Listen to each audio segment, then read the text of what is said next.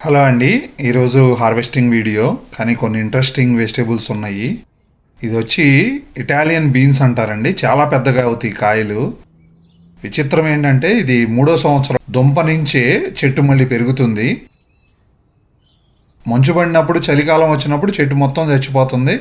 కింద మొదలుంచేసి మిగిలిందంతా తీసేస్తున్నాము. మళ్ళీ నెక్స్ట్ ఇయర్ మళ్ళీ గ్రో అవుతుంది అన్నమాట. ఇది వరుసగా 3వ సంవత్సరం. సో ఈ రోజైతే ఆ బీన్స్ అయితే హార్వెస్టింగ్ ఉన్నాయి. చాలా పెద్దగా అవుతాయండి. ఇంకొద్దిగా పెద్దగా అయితే గింజ కట్టేస్తుంది. గింజలు కూడా ఉడకబెట్టుకుని తింటే చాలా బాగుంటాయి. కానీ లేతగా ఉన్నప్పుడే కూర వండుకుని తిందామని ముందుగానే హార్వెస్ట్ చేస్తున్నాము.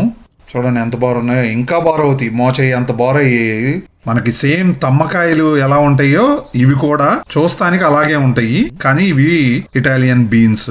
ఏమో రెగ్యులర్గా మనం కోసే బీన్సే. ఇది 3వ హార్వెస్ట్ ఇది. ఇవి కూడా వచ్చినాయి కొన్ని. ఇంకా టమాటాలు చూడండి చాలా పచ్చిగానే ఉన్నాయి. పోయిన సంవత్సరం అయితే క్రిస్మస్ కల్లా కొన్ని కాయలు అయితే పండినాయి. ఈ సంవత్సరం ఇంకా పండలేదు. ఒకే ఒక్క కాయ పండింది. మొత్తం మీద 10 రోజులైతే వెనకాల ఉన్నాము పోయిన సంవత్సరానికి ఇప్పటికి.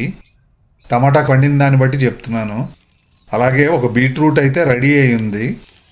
దాన్ని కూడా హార్వెస్ట్ చేస్తున్నాము. చాలా బాగుంటుందండి. వాటరీగా ఉంటుంది మనం పండించుకునేది.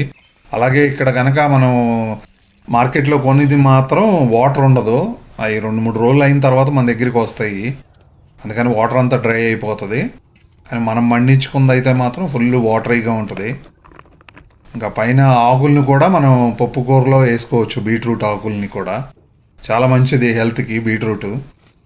ఈరోజైతే బీట్రూట్ పచ్చడి అయితే చేసుకుంటున్నాము. చూడండి అసలు ఎంత రెడ్గా ఉందో.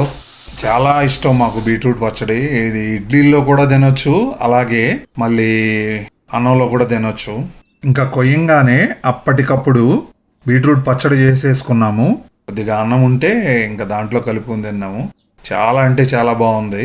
ఎంతైనా మనం తినేవి మనమే పండించుకుంటే ఆ తృప్తే వేరు. మీకు గనక ఆ వీడియో నచ్చినట్లయితే ప్లీజ్ లైక్. మరిన్ని అప్డేట్స్తో మళ్ళీ కలుద్దాం.